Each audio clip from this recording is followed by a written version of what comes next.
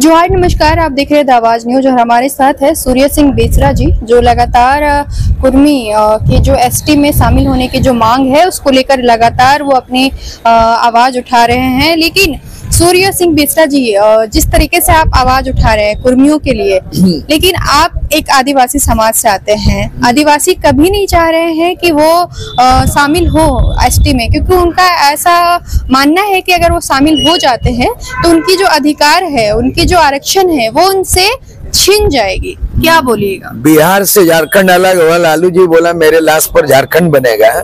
बोला अगर झारखंड अलग होगा तो क्या हम लालू जी बालू फेंकेंगे, ये गंगा का पानी पिएंगे? लेकिन अलग हुआ कि नहीं?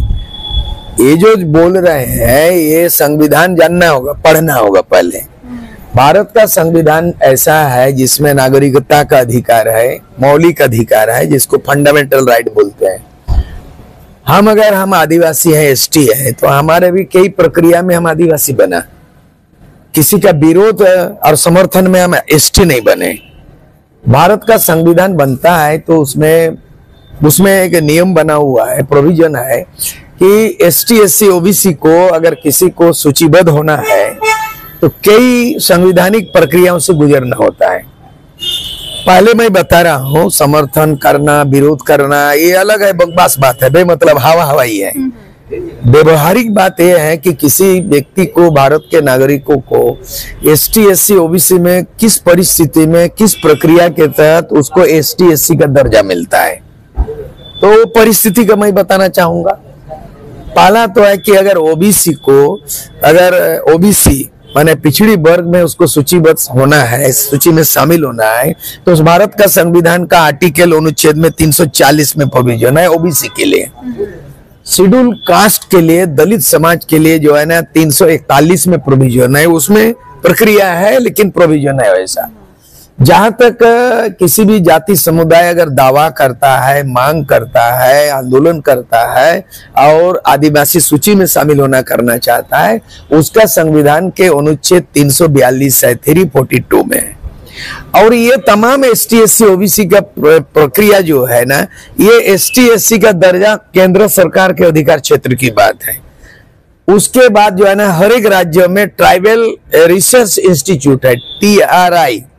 झारखंड में मोराबादी में TRI है डिपार्टमेंट। वो जो उनको दावे है कि उसका पैरामीटर, उनका परफॉर्मा, उनका लैंग्वेज, उनका कल्चर, उनका हिस्टोरिकल बैकग्राउंड, उसके दावे में कितना सत्यता है, ये तमाम रिपोर्ट जो है ना TRI रिपोर्ट केंद्र सरकार को भेजती है।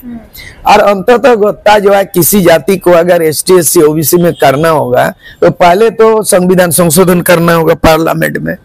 ये विधानसभा का अधिकार नहीं है किसी जाति को शामिल करना, निकाल देना, वो सेंट्रल करती है। तो ये जो इनका दावा, कुर्मी को एसटी बनाने का दावा, भी उसी प्रक्रिया में जाना पड़ेगा और उसके लिए जो है ना संविधान में संशोधन करना अनिवार्य होगा। और अगर किसी इस तरह का सूचीबद्ध करने के लिए जब संविधान में संशोधन होगी तो पहले संविधान बिना संशोधन किए सूचीबद्ध नहीं होगा। अभी केंद्र में बीजेपी की सरकार है, अब उनकी मर्जी, उनकी डिमांड। दूसरी बात है कि हम अलग अलग कैटेगरी में बांधा है, एसटी एससी ओबीसी, कुछ लोग तो जनरल का भी है। इसमें जैसे ही 10% EWS जो अभी 2023 में नरेंद्र मोदी केंद्र सरकार में उन्होंने एसटी एससी ओबीसी के बाद संविधान में संशोधन करके एक नया चीज को जोड़ दिया, जो सवर्णों को आर्थिक पिछड़ापन के दृष्टिकोण से उसको 10% उसको जो है ना आरक्षण मिलेगा, और वो भी एसटी एससी ओबीसी में चौथा चीज जोड़ दिया।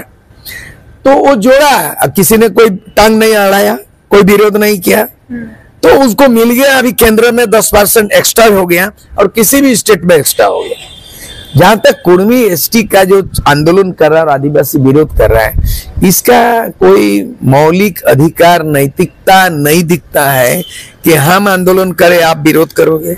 मान लिया जाए उदाहरण के लिए आदिवासी अब धर्म कोड मांग रहा है, आदिवासियों के लिए अलग से धर्म कोड होगा या सारना धर्म कोड होगा, तो क्या इसके लिए कोई हिंदू धर्म वाले विरोध करता है कि आदिवासी हिंदू है, क्यों कर रहा है? नहीं कर सकता है, वो नैतिकता नहीं बनता है। सामाजिक समरसता ये है, आप ST SC OBC किसी में शामिल होंगे, प्रक्रिया के तहत होंगे, लेकिन मेरा कोई अधिकार नहीं बनता आपका मैं विरोध करूंगा। इवन ये भी है कि झारखंड अलग राज्य हो गया, लोग बोलता है बिहारी को भगाओ। आप भगा नहीं सकता बिहारी को, जो कि बिहार से ही झारखंड अलग हुआ। तो आप बाहरी को बोल करके प्रताड़ित नहीं कर सकते हैं, बिहारी को भगा नहीं सकते हो। भारत का नागरिक देश के अंदर कहीं रह सकता है, भाषा बोल सकता है, नौकरी कर सकता है, बहुत सारे नियम है मौलिक अधिकार में। तो आप कोई आंदोलन कर रहा है, रेल टेका करेगा या कुछ करेगा, तो आपको क्या शुरू करें? आप आदिवासी हैं तो आपका भी तो ढेर मुद्दा है आपका, तो आपका ढेर मुद्दा है। पहले तो आप धर्मकोट के लिए रेल रोको ना, अभी कौन रोकता है? जंतर मंतर दिल्ली जाओ ना, कौन रोकता है? दूसरी बात है, आपका मातृभाषा में कहीं पढ़ाई, कोई स्कूल कॉलेज में भाषा का पढ़ाई नहीं होता है, कौन रोकता है? दूसरी बात है, स्थानीय नीति हाईकोर्ट बोलता है कि हाईकोर्ट बोल रहा है, कल तो कमेंट्स किया हाईकोर्ट ने कमेंट्स किया है कि अगला फिर 2 सप्ताह टाइम दिया है और कहा है कि जब तक पेशा कानून अधिनियम लागू नहीं करते तब तक यहाँ बालू जो ऑक्शन का नीलामी कर रहा है और लघु खनिज वो आप कुछ नहीं कर सकते, उसमें प्रतिबंध लगा दिया हाईकोर्ट, झारखंड हाईकोर्ट। तो उसमें कुछ होता है, कानूनी प्रक्रिया होगा, मिलेगा, नहीं होगा, रिजेक्ट होगा।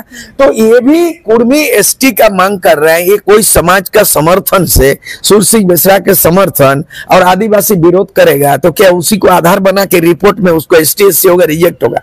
कतई नहीं, कभी नहीं। आदिवासी और मूलवासी को लड़ाने का साजिश है, बकवास है। हम कोशिश कर रहे हैं कि एक तरफ एक हाथ में आदिवासी, दूसरे हाथ तरफ में मूलवासी, और दोनों को जोड़िए तो हाथ जोड़ करता हो, और दोनों को हाथ जोड़ होता तो जोहार करता हो, और दोनों हाथ को बजाता हो तो ताली बजता है। दोनों को मिलाओ, आदिवासी मूलवासी। आपका आवाज टीवी चैनल में आदिवासी मूलवासी की आवाज बुलंद होना चाहिए कि 25 वर्षों के अंदर में जो 13 बार सरकार बनी और 6 बार चुनाव हुआ और यहाँ पे एक व्यक्ति को 3-3 बार मुख्यमंत्री का मौका मिला। अर्जुन मुंडा बीजेपी के ओर से 3 बार मुख्यमंत्री, कोई बदलाव तो नहीं हुआ। और उसके बाद शिबू सोरेन आज गुजर गए, निधन हो गया, वो 3 बार वो मुख्यमंत्री, उसका बेटा हेमंत सोरेन। तो बाप 3 बार, बेटा 3 बार, एक परिवार में 6 बार, लेकिन फिर भी आदिवासी सड़क पे संघर्ष कर रहा है। तो आदिवासी जो है ना, आपको हम सुझाव देंगे, आप नफरत मत पैदा कीजिए। झारखंड अलग राज्य का जो मांग हुआ है, ये आदिवासी मूलवासी मिला के हुआ है।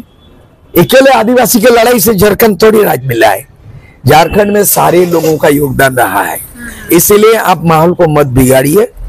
उनको मिलेगा नहीं मिलेगा वो सरकार, केंद्र सरकार तय करेगी।